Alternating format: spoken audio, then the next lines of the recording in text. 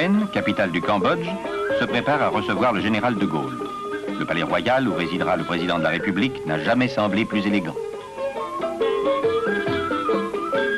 Tout le long des boulevards, des banderoles célèbrent l'amitié franco-khmer et souhaitent la bienvenue au général de Gaulle.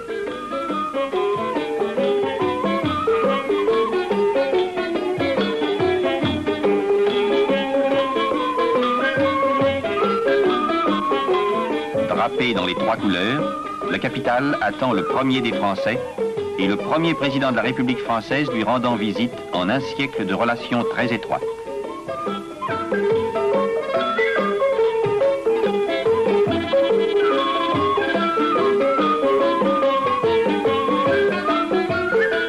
Des milliers de drapeaux des deux pays flottent le long des avenues, sur les monuments publics et même sur les jardins, à la française bien entendu.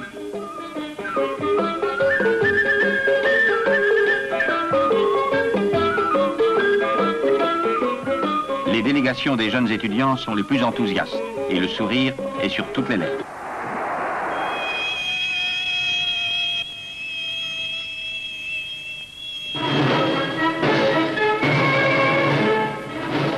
À Pochentong, Sa Majesté la Reine et le chef de l'État en tenue nationale accueillent le général de Gaulle à sa descente d'avion. La foule applaudit et clame sa joie.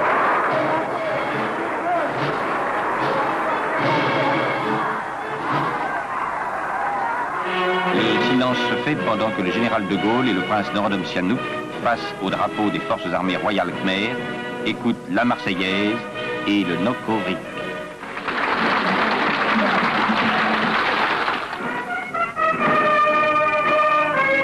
Puis c'est la revue des troupes, soldats de l'armée de terre, aviateurs, marins.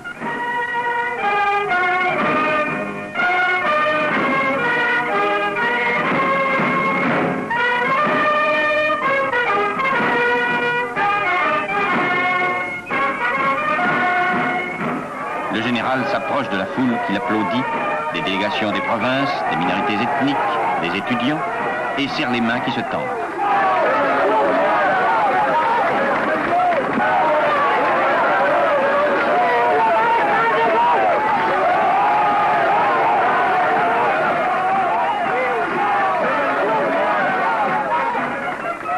Des grappes de ballons multicolores vont s'élever dans le ciel et iront porter aux dieux la nouvelle de l'arrivée de celui que le prince va qualifier de symbole d'une France chère au cœur de 6 millions de Khmers. Le président de la République gagne alors la tribune des hautes pénalités.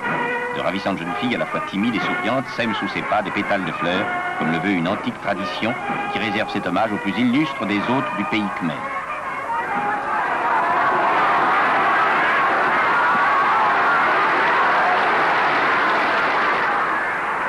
Mais la nuit tombe vite sous les tropiques et le cortège quitte l'aéroport pour la ville.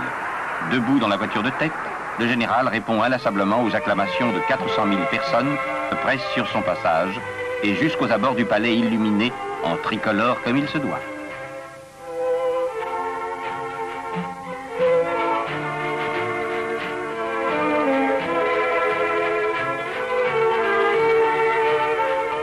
Le lendemain, dans la matinée, le président de la République doit recevoir le corps diplomatique et les plus hautes personnalités du royaume réunies en la salle du trône.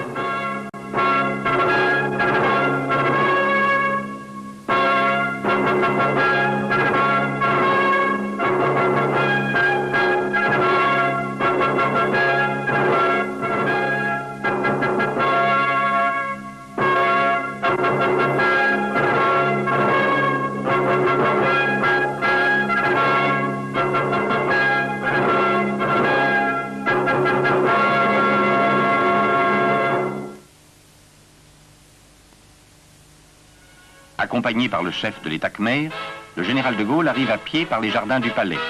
Mais il n'est pas de déplacement sans les porteurs de parasols et les licteurs en costumes anciens.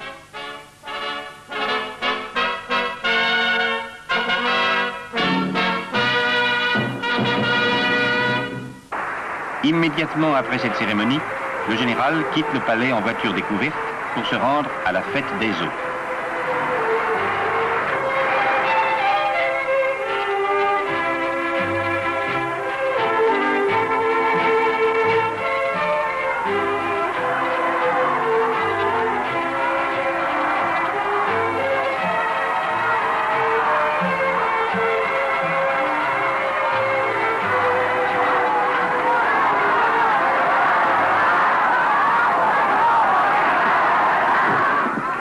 foule est toujours aussi dense, aussi enthousiaste, et se bouscule pour voir et applaudir l'hôte de la nation.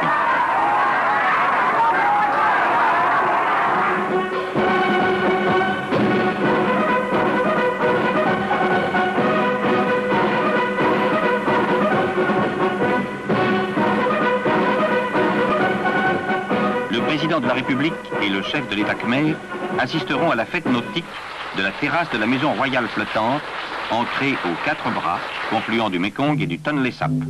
Parmi les invités, de nombreux résidents français, diplomates, professeurs, membres de la mission militaire.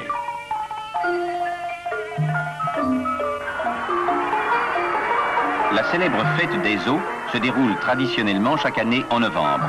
Elle marque le renversement du cours du Tonlé Sap avec la fin de la saison des pluies. Plus poétiquement, les Khmers affirment qu'il s'agit du retour des Nagas fertilisateurs dans le lit des rivières et des fleuves. En ce dernier jour d'août, elle est un hommage exceptionnel du peuple khmer rendu à l'illustre visiteur. Plus de 100 pirogues, montées chacune par une quarantaine d'hommes robustes, sont rassemblées. Elles sont arrivées au lever du jour venant des villages riverains. On remarquera que les piroguiers se sont confectionnés des casaques bleues, blanches ou rouges, avec le souci de pavoiser eux aussi aux couleurs françaises.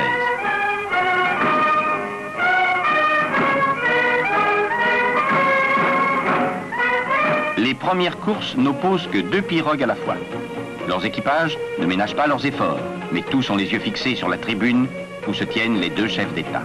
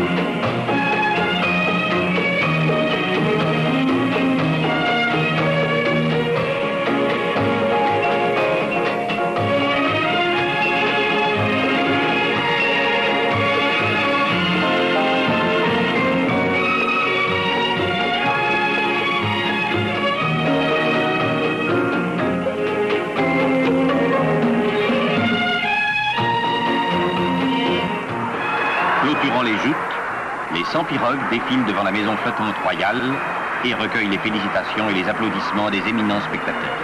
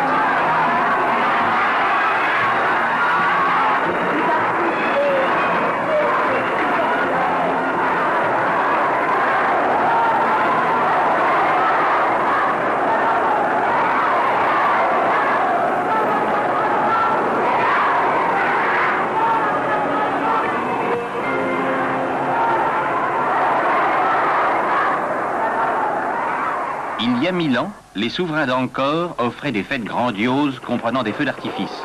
Depuis lors, les grandes cérémonies nationales se terminent toujours par des bouquets multicolores et des pluies d'étoiles préparées par les artificiers du palais.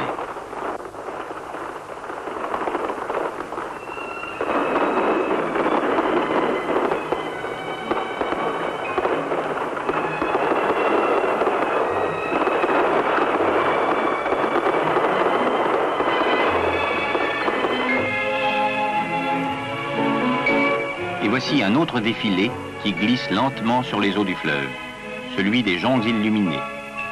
Chacune de ces embarcations porte des allégories correspondant aux ministères et services du royaume. Cette tradition antique revêt également un caractère religieux. C'est un hommage au Tevoda, gardien du Cambodge.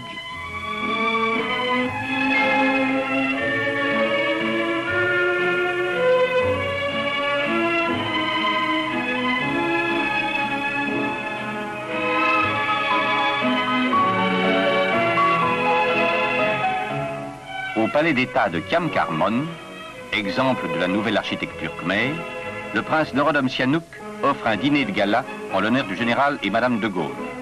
Le président de l'Assemblée nationale, l'inspecteur général des forces armées, les membres du gouvernement royal sont présentés aux hôtes de la nation.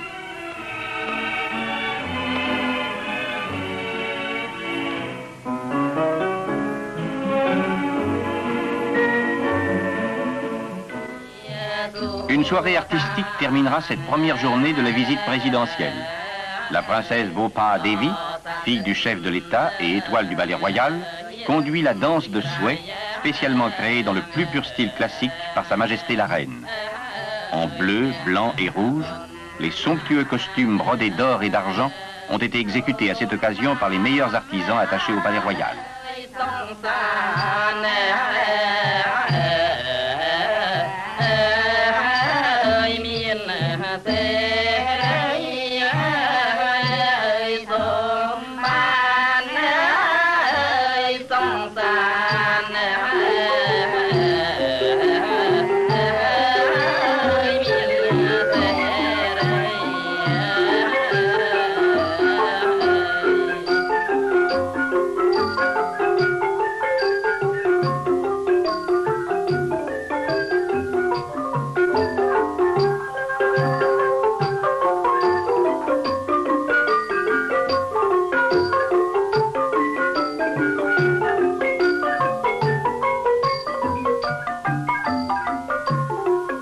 Le ballet s'achève.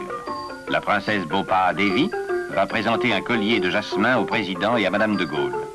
Les danseuses feront pleuvoir des pétales de fleurs pendant que le chœur s'adresse aux dieux.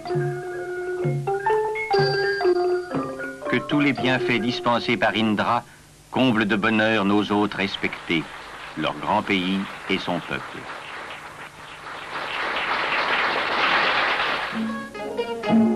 De la chorégraphie classique, nous passons maintenant au folklore des montagnards des provinces du Nord-Est. Un village célèbre une des grandes fêtes annuelles et les rites prévoient le sacrifice d'un buffle. Au rythme des gongs de bronze, les hommes armés de la lance miment la mise à mort de l'animal offert aux puissances surnaturelles.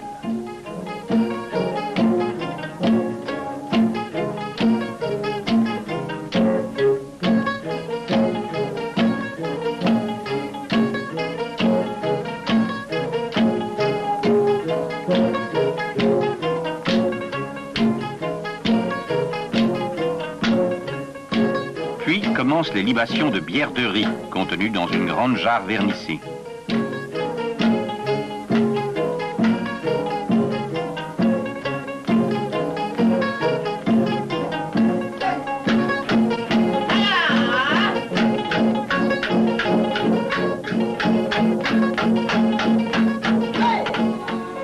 Et voici les chœurs des élèves de l'Université royale des Beaux-Arts. Écoutons-les interpréter « Le soir où je t'ai rencontré », une composition du prince Norodom Sihanouk.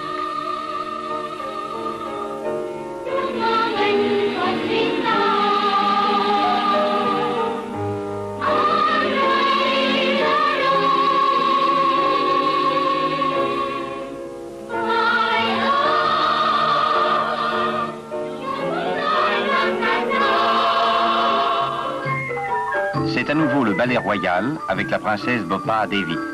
Il présente une légende très populaire, Neang Kayu Monoria et Preah Satram.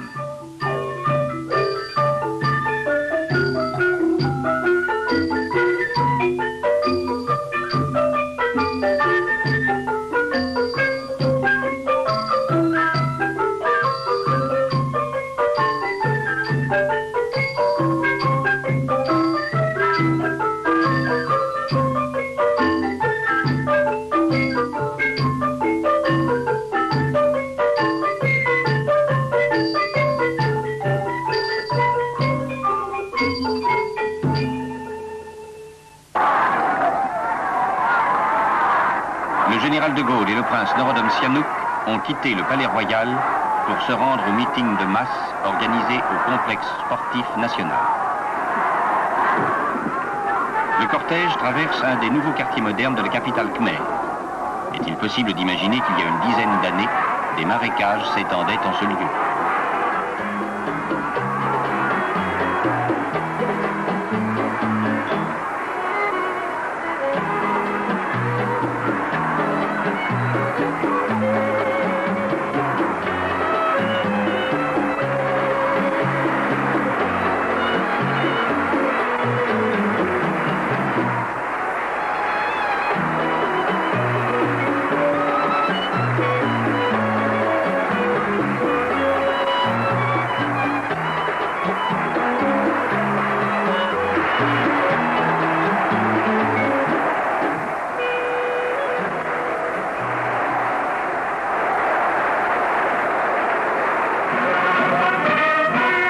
Le complexe sportif national est à très juste titre considéré comme l'un des plus remarquables du monde par sa conception.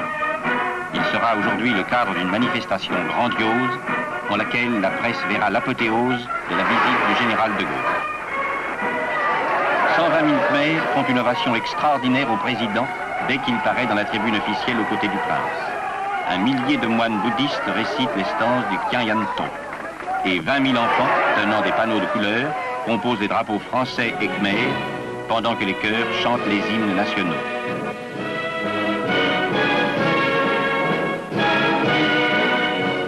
Après un coup de baguette magique, les 20 000 panneaux traduisent maintenant en lettres gigantesques les sentiments de 6 millions de Khmers.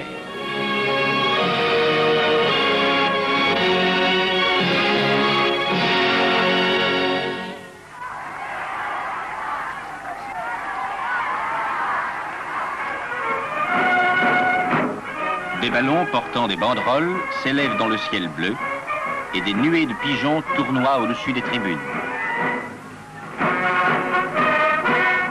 Au nom de la jeunesse cambodgienne, une jeune princesse va souhaiter la bienvenue, et en alexandrin, au général de Gaulle. France, nous t'acclamons en accueillant ton chef. Ce message sera aussi une manifestation de gratitude. La France nous soutient, son chef nous encourage à garder inviolée notre neutralité. Nous nous sentons plus forts de son autorité et à son amitié nous voulons rendre hommage. Ce sont maintenant les allégories que dessinent les panneaux célébrant l'étroitesse et la pérennité de l'amitié franco-khmère.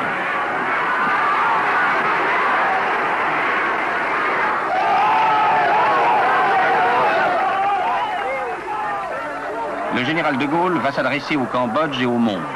Ce discours, passé dans l'histoire comme celui de Phnom Penh, était, on s'en doute, très attendu.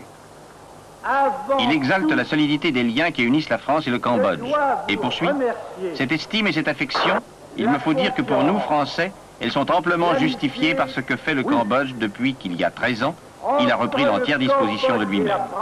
Nous voyons le royaume, malgré de graves difficultés, agir en faveur de l'équilibre et de la paix dans la région du monde où il se trouve, tout en maintenant sa personnalité, sa dignité, son indépendance. Nous assistons sous l'impulsion très dynamique de votre Altesse royale à un développement intérieur dont les centaines d'écoles, d'hôpitaux, de dispensaires, des milliers de petites et de moyennes entreprises, des milliers de kilomètres de routes et de pistes, des dizaines de milliers d'hectares de plantations, le tout réalisé par des ingénieurs, des experts, des travailleurs cambodgiens, attestent d'année en année la vigueur et l'étendue.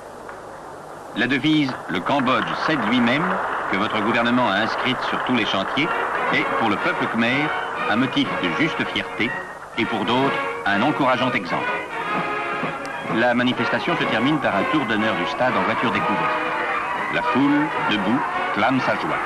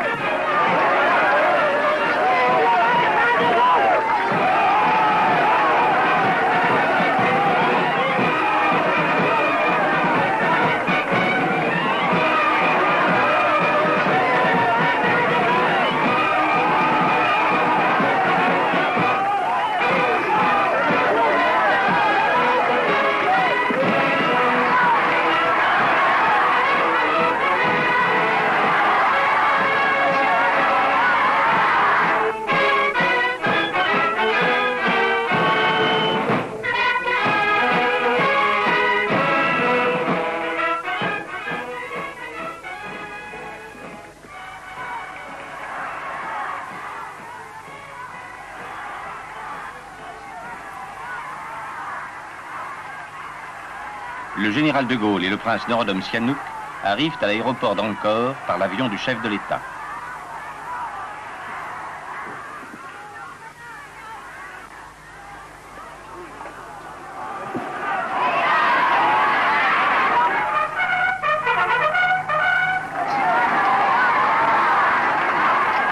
Des jeunes filles, très émues, présentent des fleurs.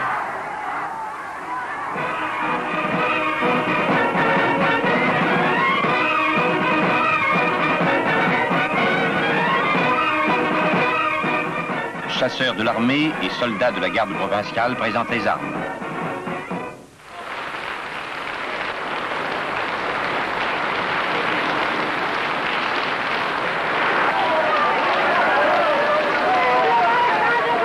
Étudiants et étudiantes agitent des drapeaux khmers et français. La petite cité de Siem Reap veut réserver à son illustre visiteur un accueil égal à celui de la capitale.